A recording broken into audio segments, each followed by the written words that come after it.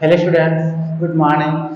Students, हमने पिछली class में डायरेक्ट इनडायरेक्ट नरेशन के बारे में अध्ययन किया था और पिछली क्लास में मैंने आपको ये भी बताया था कि डायरेक्ट से इनडायरेक्ट बनाते समय हम 3 प्रकार के चेंजेस करते हैं।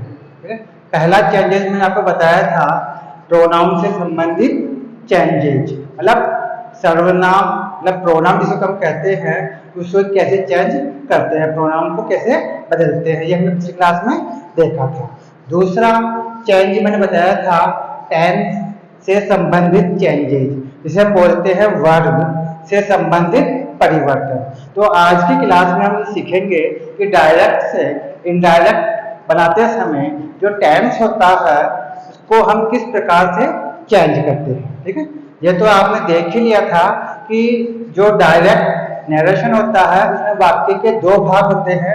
एक इन्वर्टेड कॉमास के बाहर जिसे हम बोलते हैं रिपोर्टिंग वर्ब, दूसरा इन्वर्टेड कॉमास के अंदर जिसे हम बोलते हैं रिपोर्टेड क्लॉज। ठीक है, अब इसमें टेंस से संबंधित परिवर्तन किस प्रकार से करते हैं और ये चेंजेस कब होते हैं और कब नहीं होते हैं, इसे आज हम विस्तार से देखेंगे। ठीक है, आज हमारा टॉपिक यही है वर्ब संबंधी परिवर्तन, इसका अर्थ है चेंजेस ऑफ टेंस, डायरेक्ट से इनडायरेक्ट बनाते समय। ठीक है, अब देखिए यहाँ पर पहला चेंज करते हैं यदि बाहर प्रेजेंट टेंस हो।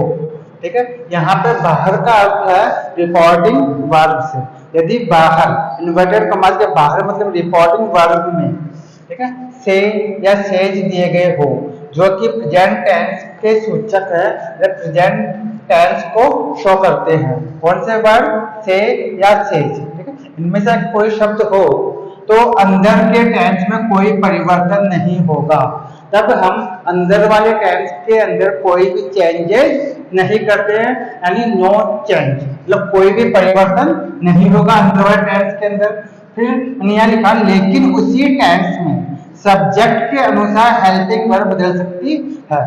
लेकिन उसी टेंस के अंदर जैसा कि आपका प्रोनाउन चेंज होगा, मान लीजिए पहले आपके प्रोनाउन था इन्वर्टेड कॉमास के अंदर आई। ठीक है, अब आप जानते हैं कि आई के साथ हेल्पिंग वर्ब क्या आएगी? एम। ठीक है, तो जब आपका सब्जेक्ट आई था तो आपके हेल्पिंग वर्ब क्या आएगी? आई के साथ एम। ठीक है, आई के साथ एम आएगा। लेकिन जैसे ही आपने उसका इनडायरेक्ट सेंटेंस बनाया तो इनडायरेक्ट सेंटेंस के अंदर मान लीजिए आई के स्थान पे हो गया ही। क्या हो गया? ही। अब ही के साथ एम नहीं आ सकता, तो ही के साथ क्या आएगा? इज आएगा। ठीक है, हालांकि इज एम आर एक ही टेंस की हेल्पिंग वर्ब है, प्रेजेंट कंटिन्यूअस टेंस की हेल्पिंग वर्ब है। ठीक है, हमने टेंस चेंज नहीं किया, लेकिन पहले सब्जेक्ट आई था तो आई के साथ एम आ गया। अब आपका सब्जेक्ट अगर ही है, एच ई ही, तो उसके साथ क्या जाएगा? इज आ जाएगा। ठीक है, और अगर मान लीजिए आपका सब्जेक्ट बहुवचन में है, प्लूरल हो, जैसे आपकी वहां पे आ गया दे। ठीक है, मान लीजिए आपका सब्जेक्ट हो गया दे, अब दे के साथ न तो इज आएगा न ही उसके साथ एम आएगा, सब क्या आएगा? आग आएगा। ठीक है, आग। तो इसी लाइन का समझिए कि उसी टेंस में टेंस चेंज नहीं किया, लेकिन उसी टेंस के अंदर हेल्पिंग वर्ब बदल सकती है। ये कब बदलती है? जब किसी टेंस में 2 या 3 हेल्पिंग वर्ब हो। जैसे प्रेजेंट कंटिन्यूअस टेंस के अंदर आपके 3 हेल्पिंग वर्ब है, इज, एम और आर।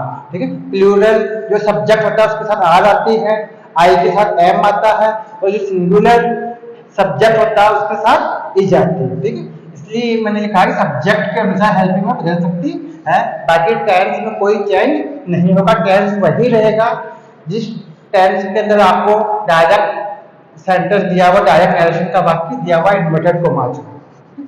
दूसरा, यदि बाहर फ्यूचर टेंस हो, जैसे बाहर अगर विल से या शेल से इत्यादि शब्द दिए गए हो, आप जैसा कि जानते हैं विल और शेल का प्रयोग हम कहाँ करते हैं? फ्यूचर टेंस में। कौन सी टेंस में? फ्यूचर टेंस में करते हैं। तो अगर बाहर की तरफ मतलब आपके जो रिपोर्टिंग वर्ब है उसमें अगर विल या शैल इन शब्दों का प्रयोग किया जाए तो इसका अर्थ ये होगा कि बाहर कौन सा टेंस है, फ्यूचर टेंस है।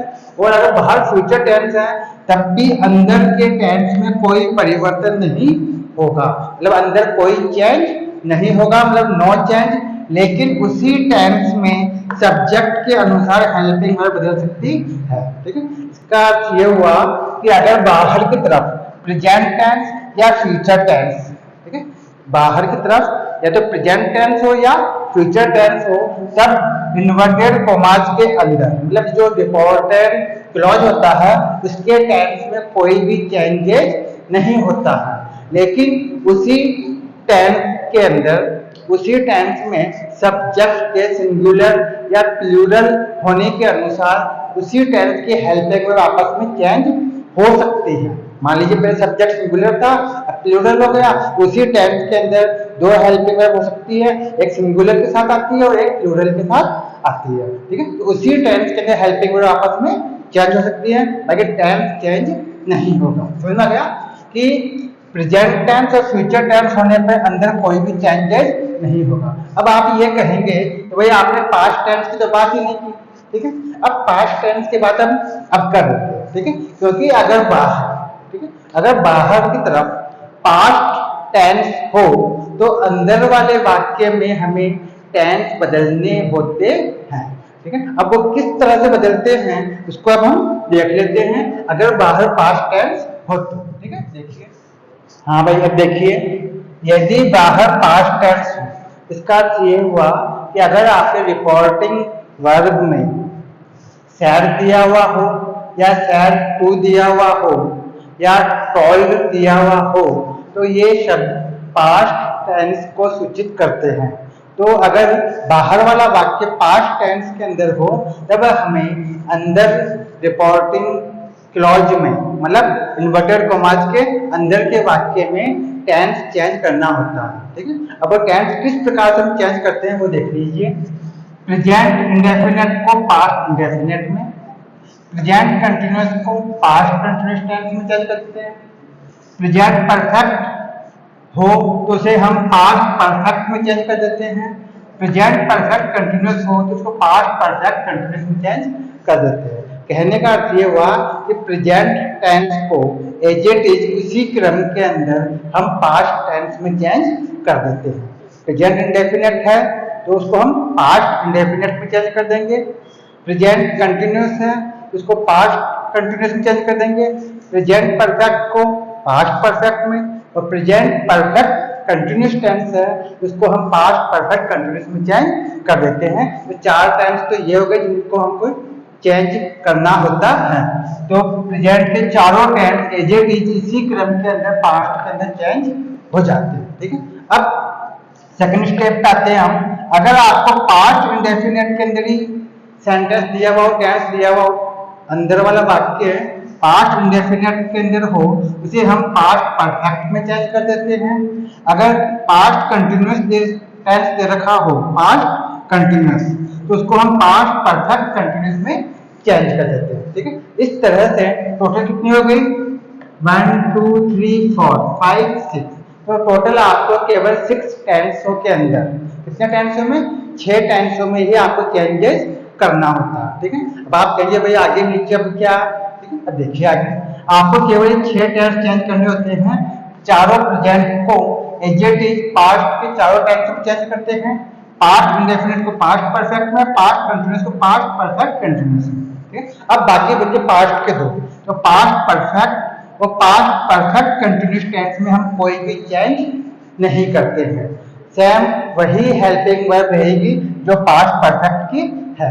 जैसे पास्ट परफेक्ट क्या होती है, हैड आती है, इसमें क्या आती है, हैड बीन, तो हैड का हैड रहेगा और हैड बीन का हैड बीन रहेगा। इसमें कोई चेंज नहीं करना, टेंस चेंज नहीं करना आपको। ठीक है, कोई परिवर्तन नहीं होगा। ठीक है, अब हम आते हैं फ्यूचर में। ठीक है, अगर अंदर का टेंस फ्यूचर टेंस हो, ठीक है, फ्यूचर इंडेफिनिट हो या फ्यूचर कंटिन्यूअस हो या फ्यूचर परफेक्ट हो या फ्यूचर परफेक्ट कंटिन्यूअस टेंस हो, तो आप देखेंगे कि फ्यूचर टेंस के अंदर, ठीक है, फ्यूचर इंडेफिनिट, कंटिन्यूअस, परफेक्ट और परफेक्ट कंटिन्यूअस, इन चारों में शैल और विल, इनका हेल्पिंग वर्ब के रूप में प्रयोग जरूर होता है, ठीक है। शैल और विल, या तो शैल आएगा या फिर विल आएगा, ठीक है। तो आपको केवल शैल के स्थान पर शुड करना है और विल के स्थान पर वुड करना है, ठीक है, और कोई चेंज नहीं करना।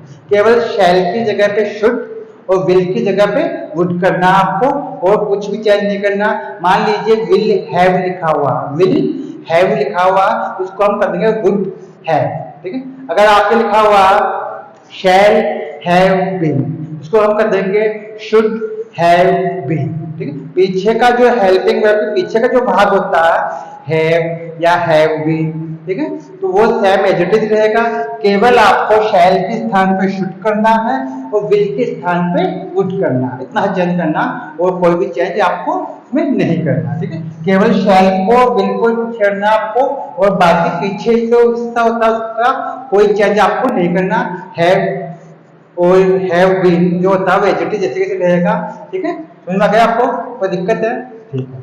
अब आप में से कई स्टूडेंट ये कहेंगे कि भाई हमें टेंस ही नहीं आती, हमें तो टेंस की जानकारी है ही नहीं, आपने टेंस के हिसाब से बता दिए इस टेंस को इसमें चेंज करना, इस टेंस को इसमें चेंज करना। लेकिन कई स्टूडेंट्स ऐसे होते हैं जिनको टेंस की जानकारी नहीं होती है, ठीक है। अब ऐसे व्यक्ति या ऐसे स्टूडेंट्स जिनको टेंस की जानकारी नहीं है, तो उनके लिए हमने एक चार्ट बताने जा रहा हूं मैं, जिससे आप बड़ी आसानी से बिना टेंस की जानकारी के भी आप हेल्पिंग वर्ब भर सकते हैं, ठीक है। अब देखिए आगे उस चार्ट को बताता हूं मैं आपको, इसमें आपको टेंस की जरूरत ही नहीं पड़ेगी, ठीक है। अब देखिए अब यदि बाहर पास्ट टेंस हो, ठीक है, तो इन्वर्टेड कॉमास के अंदर हम निम्न प्रकार से इस तरीके से आप हेल्पिंग वर्ब चेंज कर सकते हैं। इसमें अगर आपको टेंस की पूरी जानकारी नहीं भी हो तो केवल आप इन हेल्पिंग वर्ब को देख करके आप चेंज कर सकते हैं। इज एम दे रखा हो उसके स्थान पर आपको वाज करना है, आर दिया हुआ हो तो उसके स्थान पर आपको वर्ड करना है। अगर आपके डायरेक्ट वाले सेंटेंस में डू डज दिया हुआ हो उसके स्थान पर आपको डिड करना है। हेज हैव के स्थान पर आपको हैड करना है।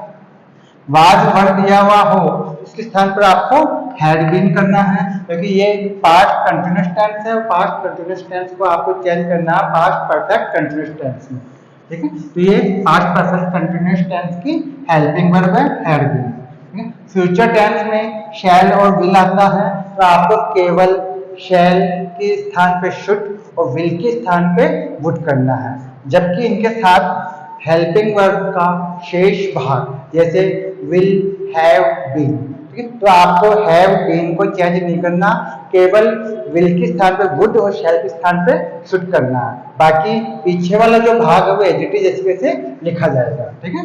तो विल के स्थान पे वुड और शैल के स्थान पे शुड, ठीक है। अब देखिए अगर मान लीजिए आपके उस डायरेक्ट वाले सेंटेंस में कोई भी हेल्पिंग वर्ब लगी हुई नहीं है, केवल मेन वर्ब के फर्स्ट फॉर्म या सेकंड फॉर्म लगी हुई हो, तब आप क्या करेंगे, ठीक है। अगर मान लीजिए कोई हेल्पिंग वर्ब नहीं है, मान लीजिए प्रेजेंट टेंस का प्रेजेंट डेफिनेट टेंस का अफर्मेटिव सेंटेंस है, तो प्रेजेंट टेंस के अफर्मेटिव सेंटेंस में हम केवल वर्ब के फर्स्ट फॉर्म काम में लेते हैं, ठीक है। तो अगर कोई हेल्पिंग वर्ब नहीं है, केवल मेन वर्ब के फर्स्ट फॉर्म है, उसके स्थान पे आपको केवल सेकंड फॉर्म काम में लेनी है, ठीक है। इसके अलावा अगर मान लीजिए वर्ब की सेकंड फॉर्म है, ठीक है, केवल मेन वर्ब की सेकंड फॉर्म है, तो आपको उसमें हैड प्लस मेन वर्ब की थर्ड फॉर्म काम में लेनी है, ठीक है। मेन वर्ब की थर्ड फॉर्म आपको काम में लेनी है, क्योंकि अगर आपको केवल मेन वर्ब की सेकंड फॉर्म दी हुई है, इसका अर्थ ये हुआ कि वो पास्ट इंडेफिनिट टेंस है। वो पास्ट इंडेफिनिट टेंस को हम चेंज करते हैं पास्ट परफेक्ट में, ठीक है, पास्ट परफेक्ट में चेंज करते हैं, इसलिए हैड और वर्ब की थर्ड फॉर्म काम में लेते हैं, ठीक है। जबकि इन बाकी हेल्पिंग वर्ब के साथ, इन बाकी के साथ आपको मेन वर्ब की जो क्रिया का रूप है, ठीक है, क्रिया का जो रूप होता है उसमें कोई चेंज नहीं करना, नो चेंज, इनमें आपको कोई चेंज नहीं करना, ठीक है। क्रिया का रूप वही रहेगा जो आपको दिया गया है, केवल आपको ये हेल्पिंग वर्ब इस तरीके से चेंज करनी है, ठीक है। आपके जो क्रिया का रूप है, जो मेन वर्ब है, उसको आपको कब चेंज करना है, जब केवल मेन वर्ब की फर्स्ट फॉर्म हो, हेल्पिंग वर्ब नहीं हो, मतलब प्रेजेंट इंडेफिनिट टेंस का अफर्मेटिव सेंटेंस दिया हुआ हो तो उसमें फर्स्ट फॉर्म आती है केवल, कोई हेल्पिंग वर्ब नहीं आती है, इसलिए उसके स्थान पे आपको वर्ब की सेकंड फॉर्म लगानी है। और अगर केवल वर्ब की सेकंड फॉर्म दे रखी हो तो उसके अंदर आपको हैड प्लस वर्ब की थर्ड फॉर्म काम में लेनी है। तो मैं समझता हूँ आपको शायद ये हेल्पिंग वर्ब जो टेंस हम चेंज करते हैं वो समझ में आ गया होगा। अब हम आते हैं, मान लीजिए आपके अगर डायरेक्ट वर्ब सेंटेंस को मॉडल्स दिए हुए हो तब आप क्या करेंगे? ठीक है, मॉडल्स भी तो हो सकते हैं, जैसे कैन है, मे है, माइट है, ठीक है, कुड, शुड, अगर ये आ जाए आपके मॉडल्स आ जाए, ठीक है, हेल्पिंग वर्ब के रूप में, तब हम क्या करेंगे? ठीक है, उसको भी समझ लेते हैं। देखिए, अब देखिए आगे, यदि बाहर पास्ट टेंस हो और अंदर मतलब इन्वर्टेड कॉमा के अंदर कोई मॉडल दिया गया हो तब हम क्या काम करते हैं? ठीक है, यदि बाहर सैड या सैड टू हो या कॉल्ड हो, मतलब कहने का अर्थ यह है कि बाहर अगर पास्ट टेंस हो तो कैन के स्थान पे हमें कुड करना होगा, मे के स्थान पे हम माइट कर देते हैं, और शैल को शुड, विल को वुड कर देते हैं, विल के स्थान पे वुड, शैल के स्थान पे शुड कर देते हैं। शैल और विल जैसा कि हमने अभी पहले देखा भी था, ये मॉडल भी माने जाते हैं। ठीक है, अब इनको तो आप चेंज कर देंगे इस प्रकार, लेकिन कुछ मॉडल्स ऐसे होते हैं जिनमें हम कोई चेंज नहीं करते हैं। ठीक है, कौन कौन से? जैसे मस्ट, अगर आपको मस्ट दिया हुआ हो तो आप उसमें कोई चेंज नहीं करेंगे। कुड, वुड, शुड और माइट, इनमें आप कोई चेंज नहीं करेंगे। समझता हूँ, समझ में आ गया शायद आपको इतना? ठीक है, कोई दिक्कत है यहाँ तक? अब हम नेक्स्ट क्लास के में सीखेंगे दूरी अथवा समय से संबंधित परिवर्तन, और आपको नेक्स्ट क्लास में मैं आपको एक फॉर्मूला भी बताऊंगा जिसकी सहायता से हम एग्जाम्पल करेंगे और बड़ी ही आसानी से डायरेक्ट से इनडायरेक्ट कैसे बनाते हैं ये हम सीखेंगे। ठीक है, आज के लिए इतना ही। Thank you very much.